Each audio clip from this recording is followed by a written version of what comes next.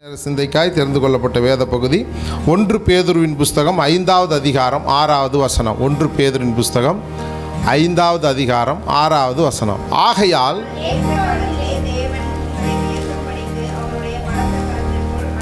ஆமென் அல்லேலூயா சொல்லாமா. ஏற்ற காலத்திலே தேவன் நம்மை உயர்த்தும்படிக்கு அவருடைய பலத்த கைக்குள் எப்படி இருக்கணுமா? அடங்கி இருக்கணுமா. பிள்ளைங்களை என்ன சொல்லுவோம்? அடங்காதவனா இருக்கேடா அப்படின்னு திட்டுவோம் இல்லையா? சொன்ன பேச்ச கேட்க மாட்டேங்கிற, கீழ்ப்படிய மாட்டேங்கிற, அடங்காதவனா இருக்கியப்பா அப்படின்னு சொல்லி நம்ம திட்டுவோம் இல்லையா? அதுதான் ஆண்டவர் நமக்கு தெளிவாக சொல்லியிருக்கிறாரு. ஏற்ற காலத்தில் நம்முடைய ப்ரமோஷன். அல்லேலூயா சொல்லாமா. எதை எப்போ செய்யணும்னு ஆண்டவருக்கு நிச்சயமாக தெரியும். அது வரைக்கும் நம்ம என்ன செய்யணும்னா அவருடைய பலத்த கைக்குள்ள அடங்கி இருக்கணும். அல்லேலூயா அல்லேலூயா. இது நிறைய பேருக்கு ஏற்றுக்கொள்ள முடியாத ஒரு விஷயம். எவ்வளோ நாள் தான் நான் அடங்கியே இருக்கிறது? எவ்வளோ நாள் தான் அடங்கியே இருக்கிறது? நான் எப்போ மேலே வர்றது? என்னை போட்டு அமுக்கிட்டே இருக்காங்களே, எனக்கு தொந்தரவு கொடுத்துக்கிட்டே இருக்காங்களே அப்படின்னு ஒரு வேலை நினைச்சாலும் ஆண்டவர் சொல்கிறார், ஏற்ற நேரத்தில் நான் உயர்த்துவேங்கிறார். மனிதர்கள் உயர்த்துறதல்ல, ஆண்டவரே உயர்த்துறேன்னு சொல்கிறார். அது வரைக்கும் நம்ம என்ன செய்யணுமா? அவருடைய பலத்த கைக்குள்ளே அடங்கி இருக்கணும். அல்லேலூயா. பெற்றோர்களுக்கு அடங்கி இருக்கணும், குடும்பத்தில் அடங்கி இருக்கணும். நிறைய விஷயங்களை சொல்லலாம். சமுதாயத்தில் அடங்கி இருக்கணும், வேலை செய்கிற இடங்களில் அடங்கி இருக்கணும். என்ன, எனக்கு பின்னாடி வந்தாலுக்கு சம்பளம் ஏற்றி கொடுத்துட்டாங்க, எனக்கு கொடுக்கலையே, அதை விட டபுள் சம்பளத்துக்காக உங்களை ஆண்டவர் வெயிட் பண்ண வைக்கிறார். அல்லேலூயா சொல்லாமா. ஆனால் மனசு என்ன செய்யாது? நமக்கு கேட்காது. ஐயோ, எனக்கு பின்னாடி வந்தால் ப்ரொமோஷன் ஆகிட்டானே, எனக்கு பின்னாடி வந்தால் சம்பள உயர்வு அதிகமாகிட்டானே அப்படின்னு உங்களுக்கு ஒரு தோணும். ஆனால் கர்த்தர் அவர்களை காட்டிலும் நம்மை ஒருபடி உயர்த்துவதற்காக காத்திருக்கிறார். அதனால் அவருடைய பலத்த கைக்குள்ளே நீங்கள் நான் என்ன செய்யணும்? அடங்கி இருக்கணும். அதை தான் ஆண்டவர் மேல் உள்ள வசனத்தை வாசிங்க. 5வது வசனம்.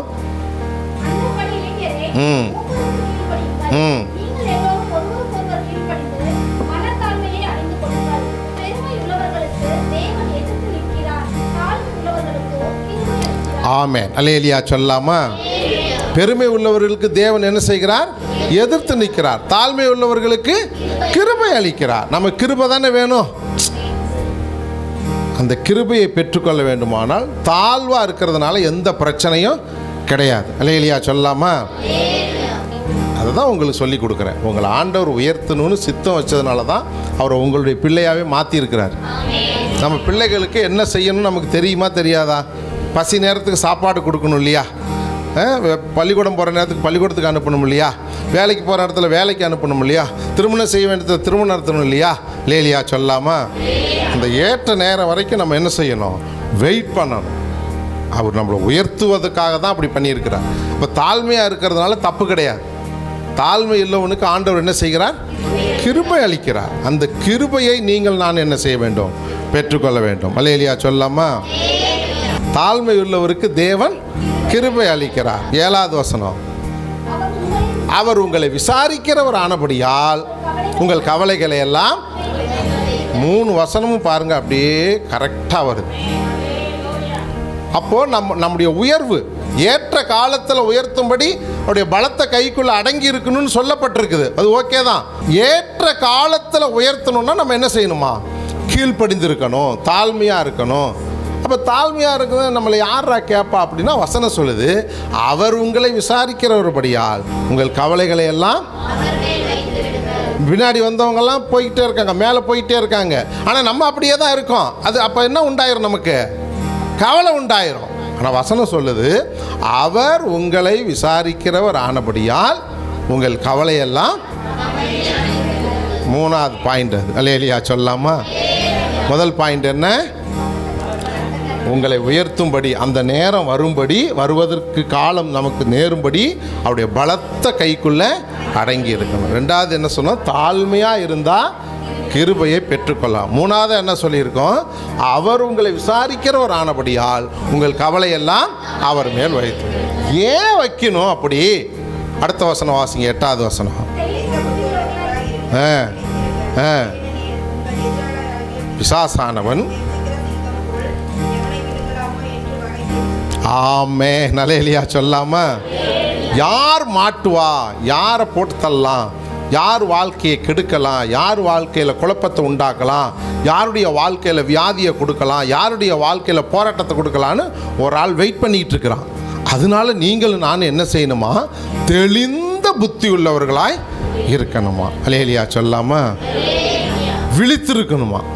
அது எப்படி விழித்திருக்கிறது? தூங்கிறதுக்கு நேரம் இல்லையே, அந்த விழித்திருக்கிறது இல்லை, ஆவியில் விழித்திருக்கணும். அலேலியா சொல்லாமா. சரீரம் அல்ல, இந்த விழித்திருங்கிறது வந்து சரீரம் அல்ல, ஆவியில் நீங்கள் நான் என்ன செய்யணும், விழித்திருக்கணும். நைட் 12 மணிக்கு நல்லா தூங்கும்போது தட்டி எழுப்புனா ஐயோ அம்மா அப்பா அப்படி எழுந்திரிக்க கூடாது. ஆண்டவரே சோத்திரம், ஏசப்பா நன்றி ஆண்டவரே எழுந்திரிக்கணும். அல்லேலியா சொல்லாமா. அதான் ஆவியில் விழித்திருக்கிறது. நீங்கள் பகல் முழுக்க பிசாஸ் கண்ட்ரோல்லே இருந்துக்கிட்டே இருந்தீங்கன்னு வச்சுங்க, நைட்டு எழுப்பும்போது யார் தான் எழுப்புறான்னு தோணும், பிசாஸ் தான் எழுப்புறான்னு தோணும். சில நேரத்தில் பிசாஸ் மாதிரி தான் இருக்கும். அல்லேலியா சொல்லாமா. வீட்டுக்காரர் எழுப்பினாலும், வீட்டுக்காரம்மா எழுப்பினாலும், பிள்ளைங்க எழுப்பினாலும் அப்படி தான் இருக்கும்.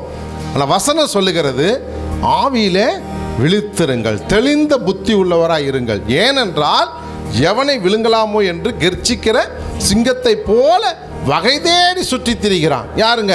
நம் எதிராளியாகிய பிசாசு. அப்போ கவனமாக இருக்கணும் இல்லையா? அப்போ தான் நமக்கு ஒரு உயர்வு வரும். நம்ம வெளிப்பாகவும் இருக்கணும், தெளிந்த புத்தி உள்ளவர். தெளிந்த புத்தி அப்படிங்கிறது என்ன? கால்குலேட் பண்ணுறது, ஒரு விஷயத்தை அனலைஸ் பண்ணுறது, அதான் தெளிந்த புத்தி. இது இது இது இது சரியா தப்பா?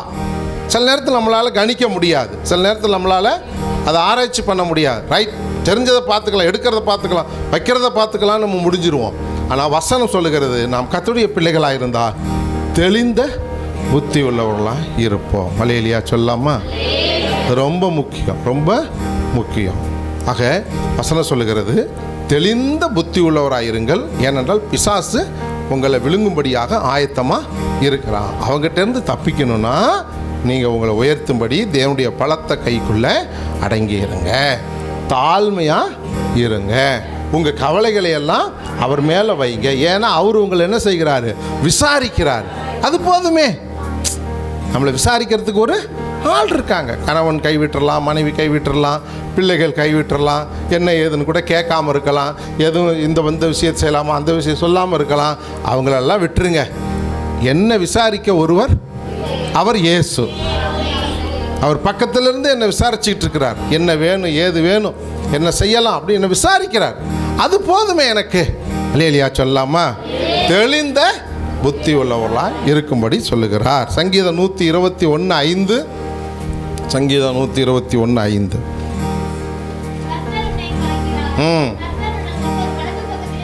நிழலாய் இருக்கிறார். கர்த்தர் நம்மை காக்கிறவராய் இருக்கிறார். நம்ம வலது பக்கத்தில் எப்படி இருக்கிறார்?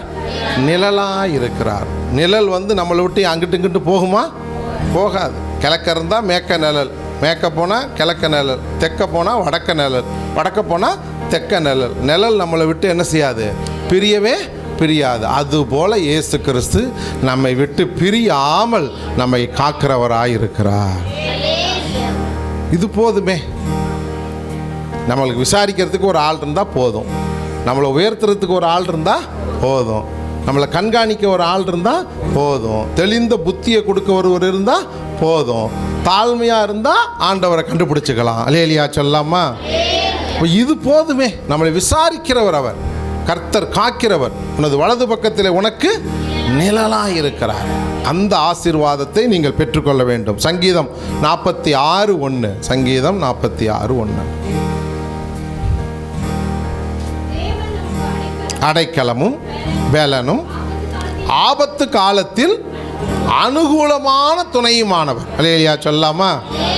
இந்த 6 மாதம் ஓடிருச்சு, இந்த 7வது மாதம் என்ன பண்ண போகிறோமோ அப்படின்னு யோசனையாக இருக்கிறீங்களா? கவலைப்படாதீங்க. அவர் அடைக்கலமாக இருப்பார், பலனாக இருப்பார், ஆபத்து காலத்தில் அனுகூலமான துணையுமாய் இருப்பார். எவ்வளோ பெரிய ஆசீர்வாதம் பாரு. நமக்கு அனுகூலத்தை தருவதற்கு ஆண்டவர் விரும்புகிறார். நமக்கு அடைக்கலமாக இருக்க ஆண்டவர் விரும்புகிறார். நமக்கு பலன் கொடுக்க ஆண்டவர் விரும்புகிறார். ஆபத்து காலத்தில். அல்லேலியா சொல்லாமா. ஆபத்து காலில் தான் யாராவது ஒருத்தர் ஹெல்ப் பண்ணுவாங்கன்னு நம்ம பார்ப்போம். அது அவர் செய்கிறேங்கிறார். நம்ம மனிதர்கள் செய்வாங்கன்னு அங்கிட்டு இங்கிட்டும் ஓடிடுறோம். இல்லை, நீங்கள் உண்மையாக ஜெபம் பண்ணிங்கன்னா ஆபத்தான நேரத்தில் கர்த்தர் உங்களை பாதுகாக்கிறவராயிருப்பார். அல்லேலூயா சொல்லாமா? எவ்வளோ பெரிய ஆசீர்வாதம்! எத்தனை ஆபத்திலிருந்து கர்த்தர் நம்மளை மீட்டெடுத்திருக்கிறார். 1 2 அல்லேலூயா. நிச்சயமாக இந்த புதிய மாதம், வரக்கூடிய புதிய மாதத்திலும் நம்மை ஆண்டவர் அப்படியாக பாதுகாக்கிறவராய் இருக்கிறார். சங்கீதம் 18:29. சங்கீதம் 18:29. உம்மாலே ஒரு சேனைக்குள் பாய்வேன், என் தேவனாலே ஒரு மதிலை. அந்த பலனை கர்த்தர் உங்களுக்கு தரப்போகிறார். ஒரு சேனைக்குள் பாய்ந்து போவேன். சேனைனா பெரிய கூட்டம். அந்த கூட்டத்துக்குள்ளே கர்த்தர் நம்மளை என்ன செய்கிறார்? அனுப்புகிறார். தாவீதை அனுப்புன மாதிரி. அல்லேலூயா சொல்லாமா? உங்களை என்னையும் அனுப்ப போகிறார். அந்த பலனை கொடுக்க போகிறார், அந்த ஆசீர்வாதத்தை கொடுக்க போகிறார். ஒரு மதிலை தாண்டும்படியாக. மதில்னா சின்ன காம்பவுண்ட் இல்லை, பெரிய காம்பவுண்ட். அந்த காலத்துலலாம் கோட்டையெல்லாம். அதை தாண்டுவதற்கான பலனை கர்த்தர் நமக்கு தருகிறார். அப்படின்னா தடைகளை தாண்டும்படியாக, நமக்கு விரோதமாய் வரக்கூடிய பிரச்சனைகளை நாம் தாண்டும்படியாக, நமக்கு விரோதமாய் வரக்கூடிய போராட்டங்களை வெற்றி கொள்ளும்படியாக கர்த்தர் நமக்கு அந்த பலனை தருகிறவராக இருக்கிறார். அல்லேலூயா சொல்லாமா? இந்த சேனைக்குள் பாயிறது அப்படின்னா அது ஒரு வியூகம், போர் தந்திரங்கள். உள்ளே போய் அடித்து உதச்சிட்டு போய் அண்மையில் ஒருத்தருக்கு கீர்த்தி சக்கரா விருது கொடுத்தாங்க. குண்டு பாஞ்சு மூஞ்சு முகமெல்லாம் ரத்தம். ஆனாலும் அந்த ரத்தத்துக்கு இடையில் 10 பேர் 20 பேரை எதிரியை போட்டு தள்ளினார். அல்லேலூயா சொல்லாமல்? முகமெல்லாம் இப்போ உடஞ்சி போயிருக்கும். நீங்கள் டிவியில் பார்த்துருப்பீங்க. அவருக்கு அப்படி விருது கொடுத்தாங்க. ஏன்னா தன் உயிர் போனாலும் பரவாயில்ல, தன்னுடைய நாட்டை காப்பாற்ற வேணும், எதிரிகளை வீழ்த்தணும், தீவிரவாதிகளை ஒழிக்கணும்னு உறுதியாக இருந்தார்னு சொல்லி பார்த்தோம். எதுக்கு சொல்கிறேன்னா, அப்படிப்பட்ட பலனை கர்த்தர் நமக்கு தருவார். அவராலே ஒரு சேனைக்குள் பாய்வோம், மதிலை தாண்டுவோம். லூக்கா 6வது அதிகாரம் 31வது வசனம்.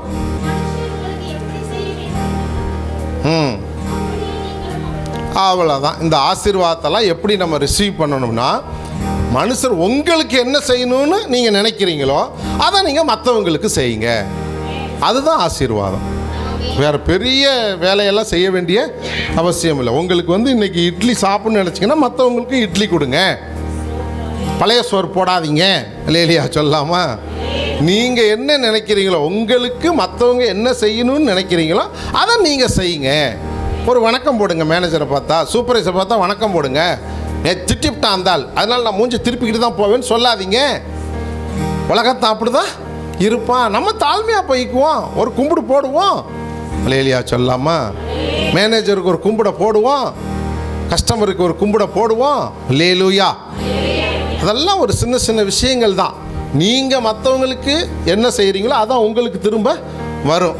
அப்போ நீங்கள் மற்றவங்க என்ன செய்யணும்னு நீங்கள் நினைங்க. முதல்ல உங்களுக்கு என்ன நினைக்கிறீங்களோ அதான் மற்றவங்களுக்கும் செய்யணும்னு நினைங்க. நீங்கள் பட்டுப்புடவை ஒன்று கட்டணும்னா மற்றவங்களும் ஒரு பட்டுப்புடவை கட்டுட்டுன்னு நினைங்க.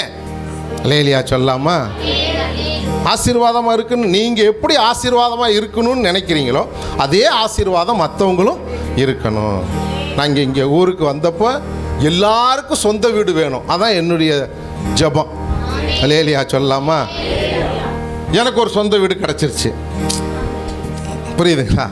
அதுபோல் உங்கள் எல்லாருக்கும் ஒரு சொந்த வீடு வேணும்னு ஜெபம் பண்ணோம். கர்த்தர் ஒவ்வொருக்கா அதை நிறைவேற்றிட்டு இருக்கிறார். இல்லையா சொல்லாமா? இல்லாதவங்களுக்கு நிச்சயமாக தருவார். அது ஏற்ற காலத்தில் அதை தருவார். இல்லையா சொல்லாமா? அது வரைக்கும் வெயிட் அண்ட் சீ. அது வரைக்கும் கொஞ்சம் வெயிட் பண்ணுங்க. ஒரு நேர்த்தியானதை தரணும்னு ஆண்டவர் விரும்புகிறார். இல்லையா சொல்லாமா?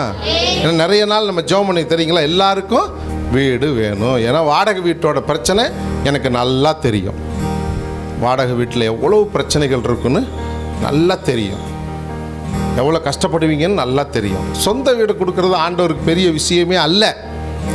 ஏற்ற நேரம் வரணும், அவ்வளவுதான். இல்லையா சொல்லாமா? அதுக்கு நம்ம ஜெபம் பண்ணுறோம். அந்த ஜெபத்தை கர்த்தர் கேட்குறார். அப்போது எனக்கு என்ன வேணும்னு நான் நினைக்கிறேனோ அதுதான் உங்களுக்கு வேணும்னு நினைக்கணும். இல்லைன்னா பிரயோஜனம் இல்லையே. எனக்கே வேணும் எனக்கே வேணும் எனக்கே வேணும்னா மற்றவங்களுக்கு என்ன? மற்றவங்கன்னா ஆண்டவரை அறியாத பிள்ளைகள். நீங்கள் பரலோகத்துக்கு போகணும்னு நினைக்கிறீங்கன்னா அவங்களும் பரலோகத்துக்கு வரணும். நீங்கள் நித்திய ஜீவனை பெறணும்னு நினச்சிங்கன்னா அவங்களும் நித்திய ஜீவனை பெறணும். அதுக்கு என்ன செய்ய போகிறோம்? எப்படி ஆண்டவரை பற்றி சொல்ல போகிறோம்? எப்படி சுவிசேஷத்தை அறிவிக்க போகிறோம்? எப்படி ஆத்மாக்களை கொண்டு வர போகிறோம்? அந்த கான்செப்ட்லேயே தான் உங்கள் சிந்தை இருக்கணும். சுவிசேஷம் அறிவிப்பது தான் நம்முடைய நோக்கம். பதவி உயர்வுகள், பட்டங்கள், பெரிய பெரிய காரியங்கள் இதெல்லாம் நமக்கு பெரிய விஷயம் அல்ல. கடந்த நாளில் வாழ்நாள் சாதனையாளர் விருதுன்னு கொடுத்தாங்க பொள்ளாச்சியில் கூப்பிட்டு. நம்ம என்ன சாதனை பண்ணோம்? ஒரு சாதனையும் பண்ணல. மற்றவங்களுக்கு சோதனையாக தான் இருந்திருக்கிறோம். இல்லையா சொல்லாமல் உதவி செய்ததை விட உபத்திரவம் தான் நிறையா கொடுத்துருக்குறோம். சாதனைன்னு ஒன்று. ஆனால் ஆண்டவருடைய வசனம் சொல்லுகிறது, இந்த சிறியவரில் நீங்கள் என்ன உதவி செய்கிறீரோ அது எனக்கே செய்தீர்கள். அதுதான் சுவிசேஷம் அறிவிக்கிறது. அந்த பணிக்கு உங்களை ஆயத்தப்படுத்துங்க. லேலியா சொல்லாமா? அதுதான் தேவன் விரும்புகிறதும். நீங்கள் புறப்பட்டு போய் சகல ஜாதிகளுக்கும் சுவிசேஷத்தை அறிவித்து பிதா, குமாரன், பரிசுத்த ஆவியினாலே அவங்களுக்கு ஞானஸ்தானம் கொடுத்து, நான் உங்களுக்கு உபதேசம் பண்ணினதை நீங்கள் அவர்களுக்கு உபதேசம் பண்ணுங்கள், உலகத்தின் முடிவு பரியந்தம் நான் உங்களோடு இருக்கிறேன்னு சொல்கிறேன். ஏதாவது ஒரு வகையில் நீங்கள் சுவிசேஷத்தை அறிவிக்கணும். நான் நிறைவு செய்ய போகிறேன். மற்றவங்க உங்களுக்கு என்ன செய்யணும்னு நினைக்கிறீங்களோ அதை நீங்கள் அவங்களுக்கு செய்யுங்க. அப்படின்னா நீங்கள் நித்திய ஜீவனுக்காக தான் நம்ம இங்கே வந்திருக்கிறோம் இல்லையா? நான் இங்கே வந்திருக்கிறது நித்திய ஜீவனை பெறுவதற்காக, பரலோக ராஜ்யத்தில் பிரவேசிப்பதற்காக. அதுபோல் அழிந்து போகிற ஆத்மாக்கள் எல்லாரையும் நீங்கள் என்ன செய்யணும்? அவருடைய இரட்சிப்புக்கு நேராக கொண்டு வருவதற்கு உங்களை நீங்கள் என்ன செய்யணும்? ஆயத்தப்படுத்தணும். அல்லேலூயா சொல்லாமா? சத்தமாக சொல்லுவோமா? அப்போ நீங்கள் ஒன்றுக்கு கவலைப்பட போகிறதில்ல. உங்களை விசாரிக்கிறதுக்கு இயேசு இருக்கிறார். உங்களை உயர்த்துவதற்கு இயேசு இருக்கிறார்.